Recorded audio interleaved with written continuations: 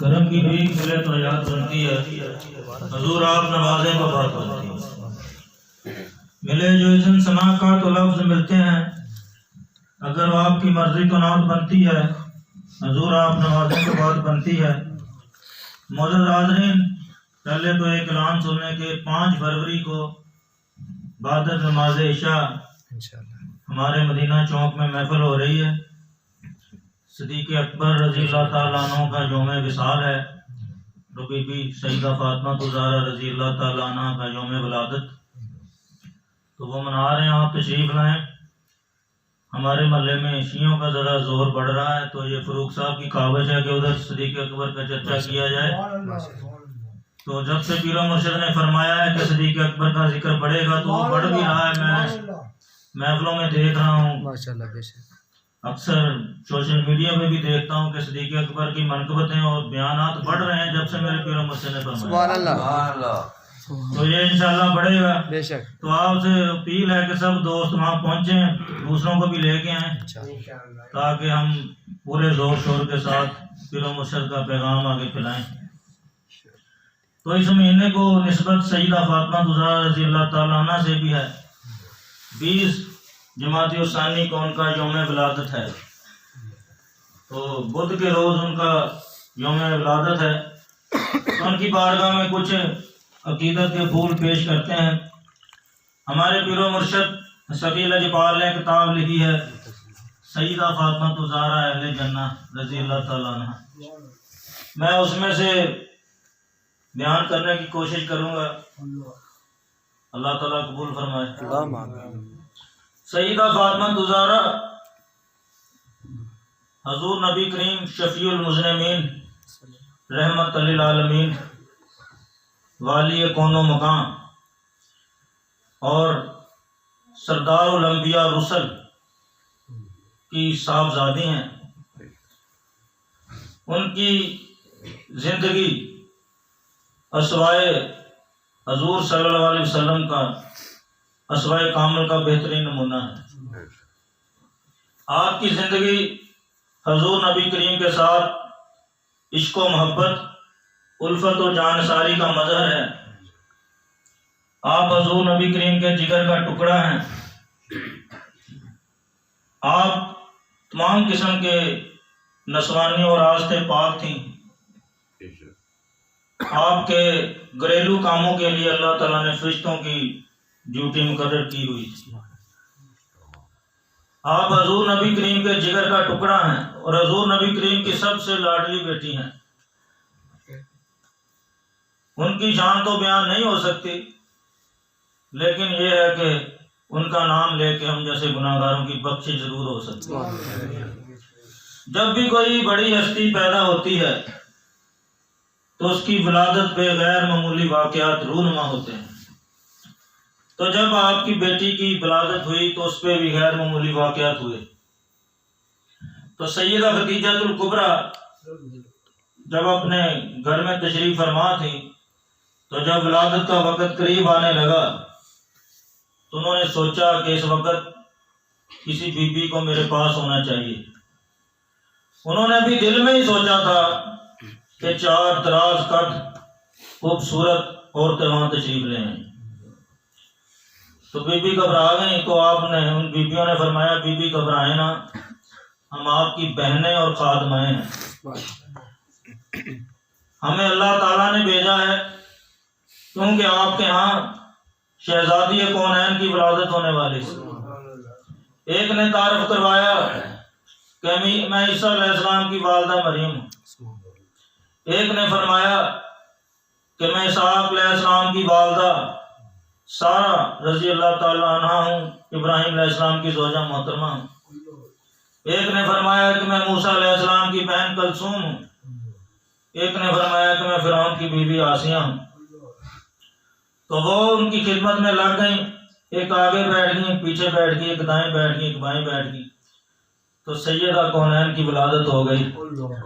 تو جب ان کی ولادت ہوئی تو اتنا نور نکلا کہ ساری کائنات منور ہو گئی۔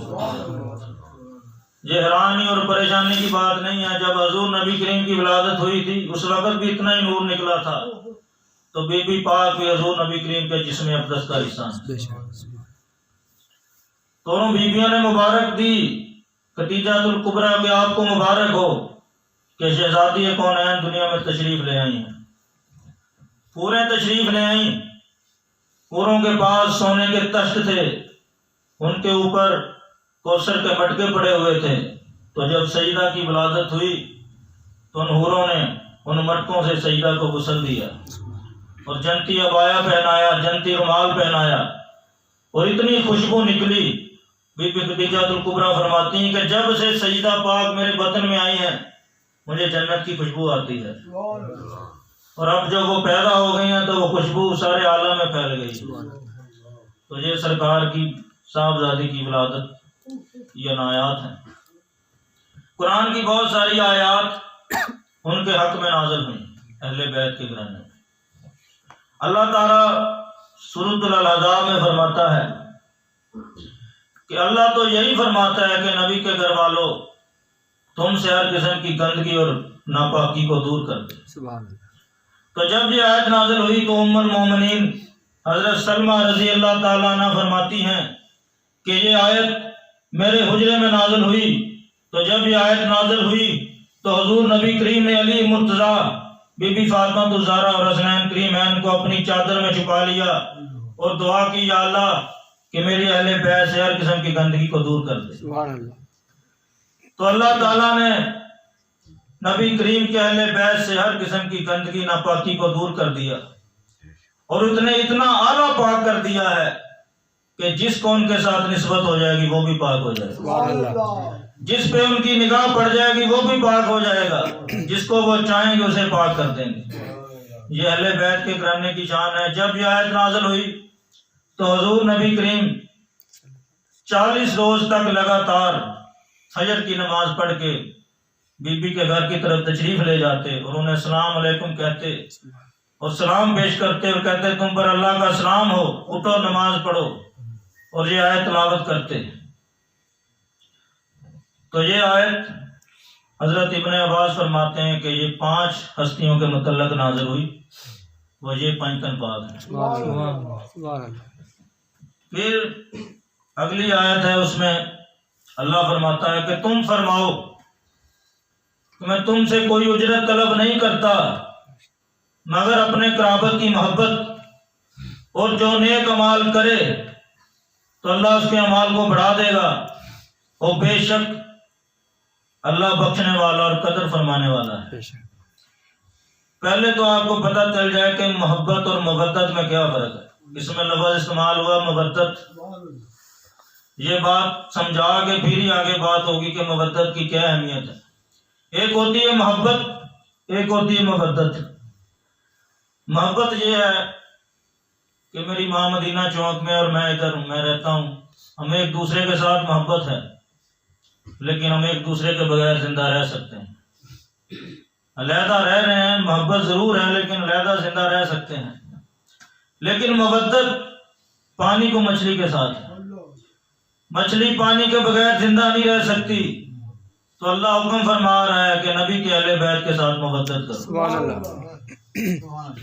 حضرت آدم علیہ السلام سے لے کے عیسیٰ علیہ السلام تک جتنے بھی نبیوں نے تبلیغ کی انہوں نے اللہ تعالیٰ سے اس کی اجرت نہیں مانگی، اس کا معاوضہ نہیں مانگا۔ وہ کہتے ہیں یا اللہ ہم تو تیری رضا چاہتے ہیں۔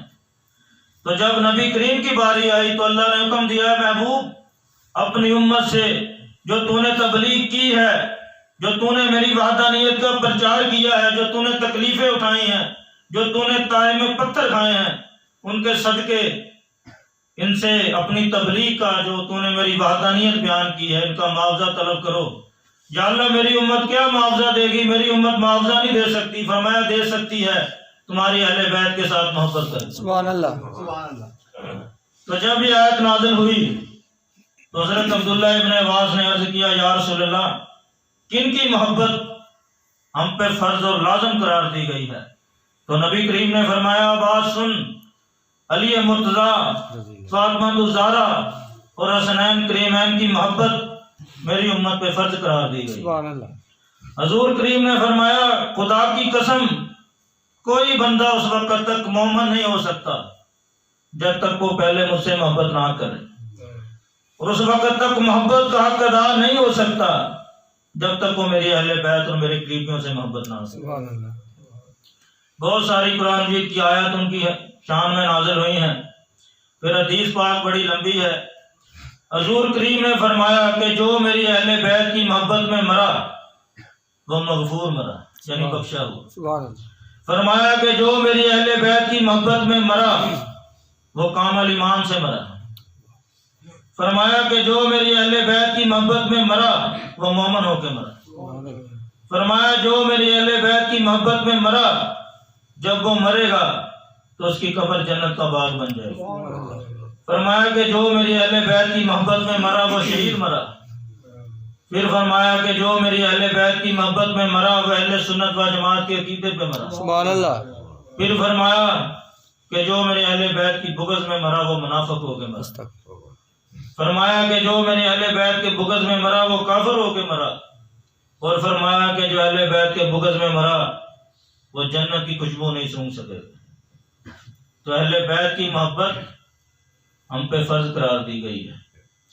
سیدہ فاطمہ زہرا رضی اللہ تعالیٰ عنہ کے امت مصطفیٰ پہ بڑے احسانات ہیں۔ قرآن مجید کی آیت نازل ہوئی کہ ہر بندے کو جہنم کی آگ سے گزارا چاہے گا، یہ بات اللہ کے نزدیک طے شدہ ہے، اور ان میں جو ڈر والے ہوں گے انہیں بچا لیا جائے گا، اور جو گناہ گار ہوں گے وہ منہ کے بل اوندے گرا دیے جائیں گے۔ تو جب یہ آیت نازل ہوئی، یہ آیت سختی والی تھی، تو حضور نبی کریم اور صحابہ کرام نے رونا شروع کر دیا۔ حضور کریم کو بڑا دکھ ہوا کہ میری امت کے گناہ گاروں کو جہنم میں بھیجا جائے گا۔ تو حضور کریم کسی کونے میں چلے گئے، جا کے ہزاروں قطار رونا شروع کر دیا، صحابہ کرام نے بھی رونا شروع کر دیا۔ تو صدیق اکبر گئے کہ یا رسول اللہ سر انور اٹھا لیجئے۔ حضور نے نہیں اٹھایا، رو رہے ہیں ہزاروں قطار، بات حد سے گزر گئی۔ فاروق اعظم بھی گئے، عثمان غنی بھی گئے۔ پھر انہوں نے سوچا کہ بھی حضرت علی مرتضیٰ کو بلاتے ہیں کہ وہ آپ کو اٹھا لیں گے، تو وہ بھی تشریف لے گئے، لیکن حضور اکرم نے سجدے سے اپنا سر انور نہیں اٹھایا اور روئی جا رہے ہیں۔ تو چار یاروں نے اور صحابہ کرام نے یہ فیصلہ کیا کہ نبی پاک کی لاڈلی بیٹی کو لے کے جاتے ہیں، پھر حضور کریم خوش ہو جائیں گے اور اپنا سر انور اٹھا لیں گے۔ تو سیدہ فاطمہ زہرا کو نبی کریم کی بارگاہ میں بھیجا گیا، صحابہ کرام تشریف لے گئے۔ تو بی بی پاک نے فرمایا کہ یا رسول اللہ سر انور اٹھا لیے، کیا ہو گیا؟ تو نبی کریم نے یہ تلاوت فرمائی تو بی بی پاک بھی رونے لگ گئیں، حضور نبی کریم بھی رونے لگ گئے۔ تو اسی دوران سیدہ فاطمہ زہرا نے فرمایا صدیق اکبر سے، عرض کیا ابو بکر آپ قسم اٹھائیں کہ میں امت محمدی کے بوڑھوں پہ قربان ہونے کو تیار ہوں۔ تو انہوں نے فرمایا جی میں تیار ہوں۔ پھر علی مرتضیٰ سے عرض کیا کہ آپ قسم اٹھائیں کہ میں امت محمدی کے جوانوں پہ قربان ہونے کو تیار ہوں۔ انہوں نے فرمایا جی میں تیار ہوں۔ پھر حسنین کریمین سے فرمایا بیٹا تم بھی قسم اٹھاؤ کہ میں امت محمدی کے بچوں پہ قربان ہونے کو تیار ہوں۔ پھر خود فرمایا کہ یا رسول اللہ میں قسم اٹھاتی ہوں کہ میں امت محمدی کی عورتوں پہ قربان ہونے کو تیار ہوں۔ اسی دوران اللہ تعالیٰ نے جبریل کو بھیجا۔ جبریل نے فرمایا کہ یا رسول اللہ اللہ فرماتا ہے کہ جیسے نبی کی بیٹی چاہے گی اللہ امت کا معاملہ ویسے ہی کرے، سبحان اللہ، اور ان کی وجہ سے اللہ امت محمدی کو بخش دے، سبحان اللہ۔ یہ تو سرکار کی بیٹی کا مقام ہے۔ پھر ان کا اور بڑا احسان ہے کہ سیدنا عثمان غنی نے نبی کریم کی دعوت کی، عرض کیا یا رسول اللہ ہمارے گھر تشریف لے آئیے، عزت بخشیے میرے گھر کو، میں نے آپ کی دعوت کرنی ہے۔ تو حضور کریم نے فرمایا ٹھیک ہے جی، میں اور میرے صحابہ کرام دعوت کو آ جائیں گے۔ تو جب حضور نبی کریم دعوت پہ جا رہے تھے تو عثمان غنی جو قدم حضور کریم اٹھا رہے تھے وہ گن رہے تھے سارے قدموں پر۔ تو حضور کریم نے فرمایا عثمان میرے قدم کیوں گن رہے ہو؟ یا رسول اللہ میں آپ کے قدم اس لیے گن رہا ہوں کہ میں آپ کے ایک ایک قدم کے صدقے ایک ایک غلام کو آزاد کر دوں۔ تو حضور نبی کریم دعوت پہ تشریف لے گئے، کھانا کھا لیا، تو ساتھ علی مرتضیٰ بھی تھے۔ تو وہ جب اپنے دولت قضا میں تشریف لائی علی مرتضیٰ، تو بڑے رنجیدہ تھے، ملال تھا ان کے چہرے مبارک پہ۔ تو بی بی فاطمہ نے فرمایا کہ کیا ہوا، آپ رنجیدہ ہیں؟ انہوں نے فرمایا کہ میں اس وجہ سے رنجیدہ ہوں کہ عثمان غنی نے بڑی اعلیٰ دعوت کی نبی پاک کی، اور ان کے قدم گنے ہیں، ایک ایک قدم کے صدقے ایک ایک غلام کو آزاد کر دیا ہے۔ اگر آج ہمارے پاس بھی دولت ہوتی، پیسہ ہوتا، تو ہم بھی دعوت کرتے، ہم بھی غلام آزاد کرتے۔ تو سیدہ فاطمہ الزہرا نے فرمایا آپ پریشان نہ ہوں، آپ حضور نبی کریم کو دعوت دیں۔ عرض کرتے ہیں کہ ہمارے پاس تو کچھ بھی نہیں ہے کھانے کو دینے کے لیے۔ تو آپ نے فرمایا اللہ بڑا کارساز ہے، آپ دعوت تو دیں۔ تو علی مرتضیٰ چلے گئے دعوت کی عرض کرنے نبی کریم سے کہ یا رسول اللہ، آپ اور آپ کے صحابہ کرام ہمارے بھی گھر میں تشریف لے آئیں۔ تو حضور کریم مسکرا گئے، دلوں کے نیتوں کو جانتے تھے، بہت خوش ہوئے۔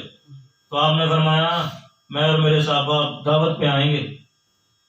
تو بی بی نے علی مرتضیٰ سے فرمایا تھا کہ جب حضور نبی کریم تشریف لے آئیں تو تم بھی ان کے قدم گنتے جانا۔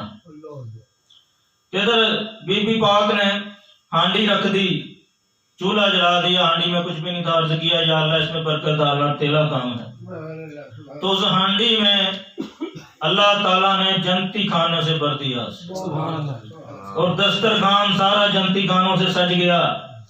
حضور کریم تشریف لے آئے، صحابہ کرام تشریف لے آئے، انہوں نے کھانا کھایا، ہانڈی میں بھی اتنا ہی کھانا تھا، دسترخوان میں بھی اتنا ہی کھانا موجود تھا۔ ادھر بی بی پاک نے سجدے میں گڑ گڑا کے دعا کی یا اللہ ہمارے پاس غلام آزاد کرنے کو پیسے نہیں ہیں، لیکن جتنے حضور کریم کے قدم مبارک میرے گھر تک آنے میں لگے ہیں، اس کے صدقے امت محمدی کے گناہ گاروں کو بخش دے۔ تو جبریل امین تشریف لے آئے، عرض کیا یا رسول اللہ جتنے قدم آپ کے اس گھر تک آنے میں لگے ہیں، اللہ تعالیٰ فرماتا ہے اس ایک ایک قدم کے صدقے اللہ تعالیٰ 1,000 گناہ گار مردوں اور عورتوں کو بخشتا ہے۔ تو یہ ان کی شان کریمی ہے، ان کی بہت ساری کرامات بھی ہیں۔ وقت تھوڑا ہے، میں جلدی سمیٹ لوں گا، باتیں تو بہت ساری ہیں۔ یہودیوں نے سازش کی کہ نبی پاک کی بارگاہ میں عرض کیا کہ یا رسول اللہ ہمارے ہاں شادی ہے، ہم نے بہت سے لوگوں کو دعوت دی ہے، تو آپ بھی اپنی صاحبزادی کو ہماری شادی میں بھیجیں۔ تو نبی کریم نے فرمایا ٹھیک ہے۔ تو آپ نے بی بی فاطمہ الزہرا کو فرمایا کہ تم نے ان کی شادی میں جانا ہے۔ تو ان کی سازش یہ تھی کہ ان کے پاس تو پہننے کو کپڑے نہیں ہیں، ان کے کپڑوں پہ پیبند لگا ہوا ہے، تو جب یہ آئیں گی تو ان کی بیعت بھی کریں گی، دیکھ لو یہ نبی کی بیٹی ہے جس کے پاس پہننے کو کپڑے نہیں ہیں۔ تو جب نبی پاک نے فرمایا کہ دعوت پہ جانا ہے، تو بی بی پاک کے دل میں خیال آیا کہ میرے پاس تو پہننے کو کوئی اچھا لباس نہیں ہے۔ تو اسی دوران جبریل امین حاضر ہو گئے، عرض کیا یا رسول اللہ اللہ تعالیٰ نے شادی پہ جانے کے لیے بی بی کے لیے جنت کا لباس بھیجا۔ تو آپ نے وہ لباس پہن لیا، شادی میں چلی گئیں، تو وہ اتنا اعلیٰ لباس تھا کہ وہ ویسے حیران ہو گئی یہودی کی عورت۔ تو انہوں نے ان کو بڑی تعظیم کے ساتھ بٹھایا۔ تو جب بی بی پاک نے اپنے لباس کو سیٹ کرنے کے لیے تھوڑا سا سرکایا، تھوڑا سا ایسے ہلایا، اس سے نور کی شعائیں نکلی جس سے سارا کمرہ جگمگا اٹھا۔ تو عرض کرتی ہیں کہ بی بی صاحبہ یہ لباس آپ نے کہاں سے لیا ہے، کاش ایسا لباس بھی ہمارے پاس ہوتا۔ تو انہوں نے فرمایا کہ یہ مجھے میرے والد گرامی حضور نبی کریم نے دیا ہے۔ وہ کہتی انہوں نے کہاں سے لیا ہے؟ انہوں نے فرمایا کہ انہوں نے جبریل امین سے لیا ہے، وہ جنت سے لے کے آئے ہیں۔ تو جہاں انہوں نے سازش کرنی تھی وہ ساری یہودی عورتوں نے کلمہ ہی پڑھ لیا، ان کے مردوں نے بھی کلمہ پڑھ لیا، جنہوں نے کلمہ نہیں پڑھا ان عورتوں نے ان بندوں سے طلاقیں لے لی۔ پھر جب حضور کریم سے معجزہ طلب کیا گیا چاند کے 2 ٹکڑے کرنے کا، تو اس وقت بی بی خدیجہ الکبریٰ کے بطن مبارک میں تھی، آپ کی ولادت ابھی نہیں ہوئی تھی۔ تو جب یہ معجزہ طلب کیا گیا تو بی بی خدیجہ الکبریٰ نے فرمایا کہ یہ کتنے بدبخت ہیں کہ حضور نبی کریم کو جھٹلا رہے ہیں اور آپ سے معجزہ طلب کر رہے ہیں. تو بی بی پاک بطن اقدس میں بولی، فرمایا امی جان گھبرائیں نہ، اللہ ہمارے ساتھ ہے. سبحان اللہ. حضور نبی کریم کی فتح ہوگی. سبحان.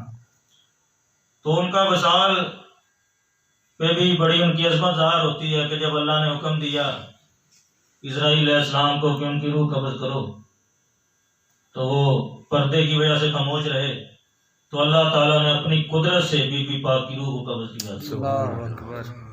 اس لیے سعادات کے ساتھ محبت کرنا، ان کا ادب کرنا.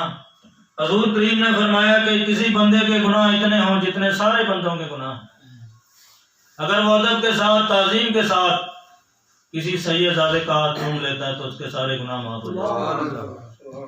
تو ایک اعلیٰ حضرت بریلی کی تاجدار کا کشف بھی اس میں بیان ہوتا ہے اور ادب بھی بیان ہوتا ہے، وہ سنا کے اجازت چاہوں گا.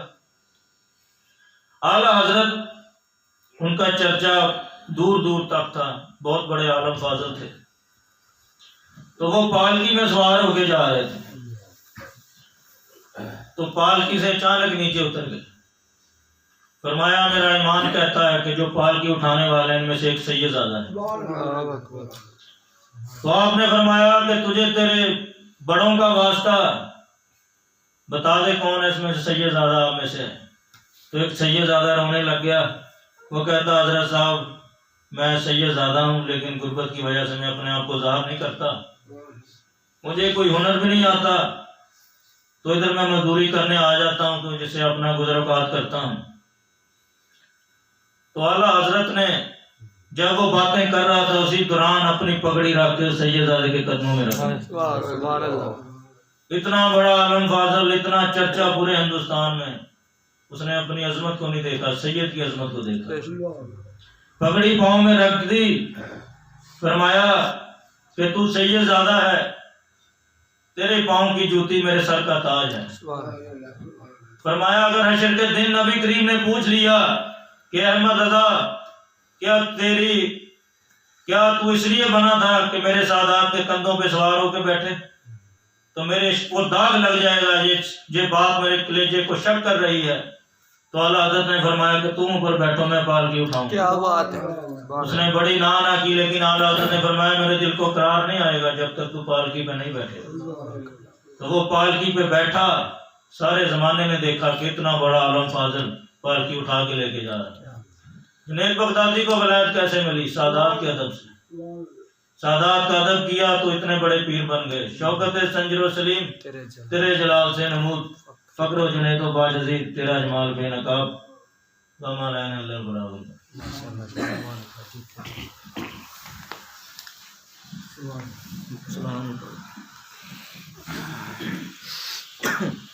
یا نبی سلام علیکہ، یا رسول سلام علیکہ، یا حبیب سلام علیکہ، صلوات اللہ علیکہ، رحمتوں کے تاج والے، دو جہاں کے راج والے، عرش